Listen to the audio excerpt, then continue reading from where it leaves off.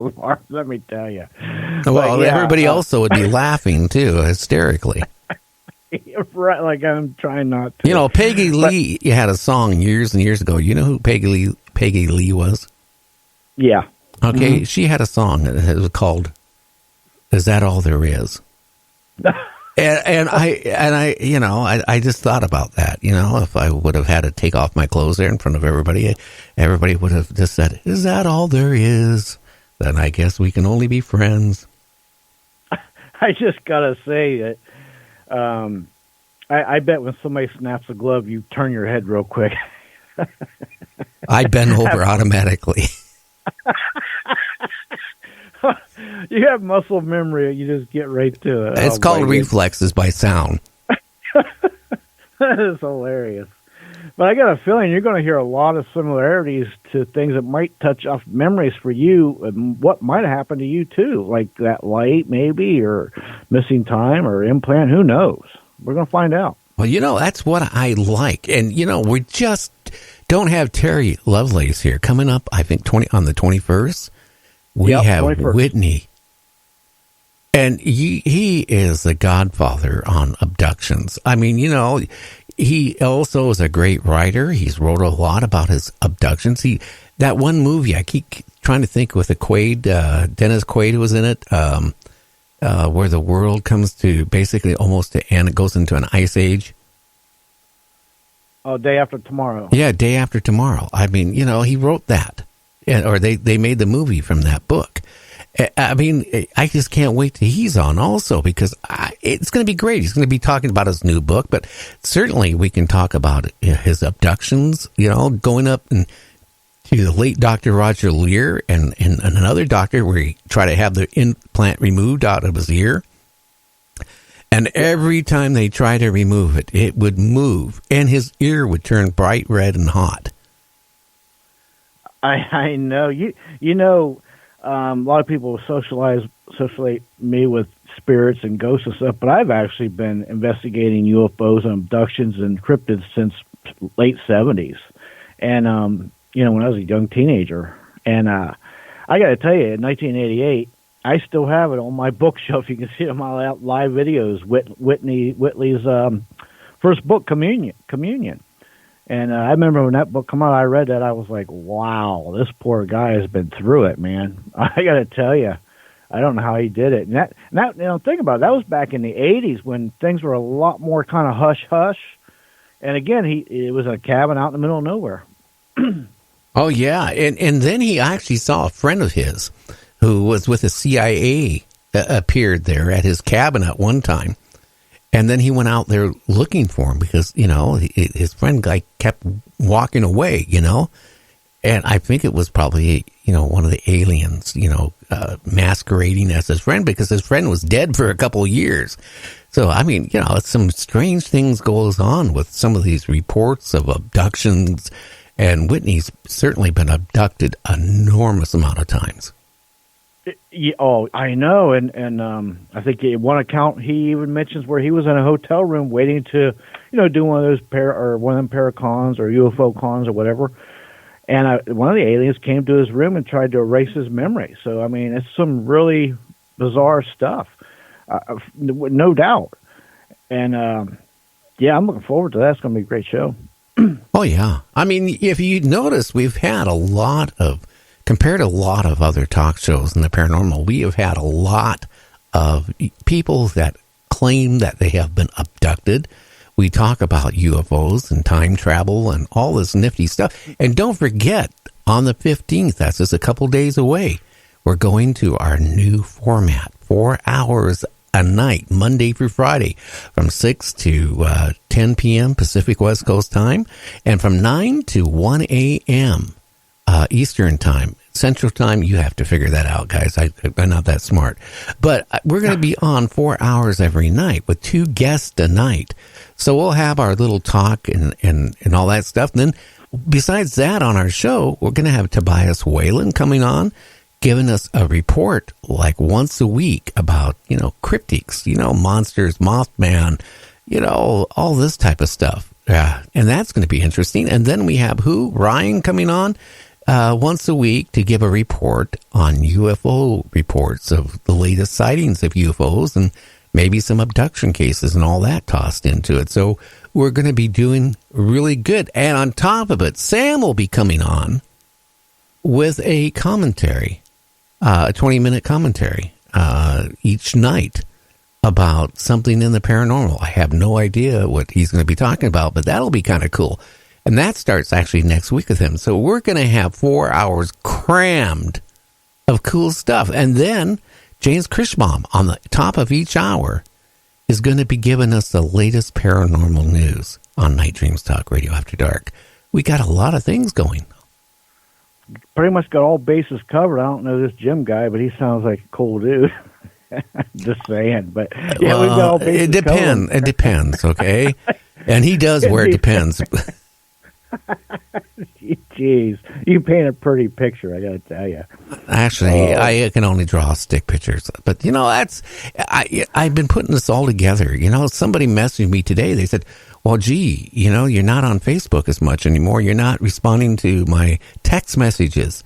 And I've actually heard that from a lot of people. And I said, "Well, I'm sorry. I'm trying to get this all to come together and start flowing." So, as I said, Friday we go to the 4-hour format. Then next week we get heavy into doing the news and commentaries and, all these other people coming on doing their reports, plus having the 2 guests. I think we should have probably went to a 6-hour show, but 4 hours is plenty. Yeah, let's just stick our foot in first before we just dive in. But yeah, I hear what you're saying. But a lot of people don't realize what all it entails to put together a 4-hour show with, you got 2 once a week people reporting. You've got me doing the news plus co-hosting or whatever. You've got Sam coming on, and then your thing, and lining up guests. Putting all that together, that takes time. Then you answer every night, 300 to 500 emails. So all this together, it takes time. You're basically running the whole show. Not as much as you used to, but even still, it takes a lot of time. Well, actually, it's more because I have to coordinate everything now. So I got to coordinate, Tobias. I got to, Ryan. I got to, with you with the news. I got Sam to come on, and coordinate with what he's going to be talking about each night. Then I have, to promote the show, booking the guests. Plus keeping the equipment working, and plus talking to radio stations. I usually have to talk to at least 1 or 2, either the engineers, the program director, owner, or whoever each day. So my day from about, it started really crazy. Normally, I would get a couple hours sleep. I'm now getting maybe 3-4 hours sleep. I'm up after I go to bed about 5 o'clock in the morning, 4 o'clock in the morning. I'm back up by about 8:30 and responding to all this stuff. And look what, I'm still here right now, and I'm going to be here for another couple hours. So that's what my typical day is, Monday through Friday, people. I swear, I wonder if you even sleep because, time I get off here on the East Coast, it's like midnight. Maybe I go to sleep about 1. But I woke up, go to the bathroom, get something to drink or whatever, 3, 4 in the morning here or 5. You're still up. I'm like, this guy don't sleep, man. He just don't. I don't have time to. A fireball lights up the sky over Missouri. Oh, no. Oh, yeah. Now, I don't know actually what it was. This was an asteroid burning up, but a small one. Not the one the size of the Twin Towers or, Empire State Building. But, yeah, it scared people because a lot of people started calling up the local police and the radio stations and the military saying they thought they saw a UFO. Well, it turned out to be a small asteroid coming in and doing what they do. They burn up and disintegrate. They do. That's listen, if they don't do that and they're still coming through, that means it's big and it's going to make an impact and you're going to know it. And hopefully it's not too big and you're not too close. Well, I'm not going to say the town or where, but there's a small town in the Midwest is offering $1,000 to people to shop local for the holidays. In other words, you have to go in that local town, you have to live in that town, and you have to spend the money in that town, not at the Walmart stores, not at the, chain stores, but with the small little stores, and they will give you $1,000 to do it. Hey, Merry Christmas to them. Yeah, sign me up, Coach. If I get like four or five small towns like that, it'd be no, yeah. So you'd think about that, take advantage of it. But you know what? What they're trying to do is spur the local economy, get the little stores going. Because let's face it, when most people go Christmas shopping, they don't think about the little mom and pop stores. They head off to the big chain stores, and that's where they spend the money. And these poor little guys that, they need that extra sales to keep going through the year. So I'm glad that somebody's stepping up. I just wonder how much that's going to cost them. Well, another thing, in Mexico, they broke a record for a 330. You like tacos, don't you? Not soft ones once in a while. Go ahead. Well, anyway, they made a taco that's 335 feet long. That is that's longer than a football field. That's a football field and an end zone and a couple more yards or a yard and a half. But what in the world are they? How many people are they going to feed with that thing? Or what was the purpose? Just to get in Guinness, I suppose. Yeah, they did. They broke the record. But can you imagine how many cows had to go for that 335-foot taco? Could you imagine trying to pick that up and eat it? No, I couldn't. Maybe they saved the cows and used that plant stuff. Yeah, maybe. I don't know. Or they put something in it and you just thought you're eating meat. I don't know. Anyway, we got enough time. Why don't you give another report? Yeah, I got a little report here that came in. This is kind of a little crazy one. It's called Little People in a Red Orb. This is a report that came in. Last night, this was last week, but last night I woke up to my baby crying, looked over, and there was a red orb about a foot in diameter with 2 or 3, and I'm not sure because it left so fast, but little figures inside. I saw it as it was leaving through the wall to the left of my TV. I've seen some things, but never this. I know some people are going to say hypernogenic hallucinogenics, and while while that is, of course, a possibility, I really don't think that it is. Does anyone have any insight on this? There are almost always blue and white orbs around me and my immediate family, usually relatively small, though. Now, that was a crazy report that came in. And it kind of reminded me of, we've talked several times about, who says that these aliens or whatever all got to be 5 foot or 6 foot or 7 foot? You've said it before. Maybe some of them are 3 inches or 4 inches. We don't know. No, we don't, because, who knows from what galaxy, solar system, where they ever came from. And the size of their planet, their oxygen content, even if they do breathe oxygen, they might breathe something else. Who knows?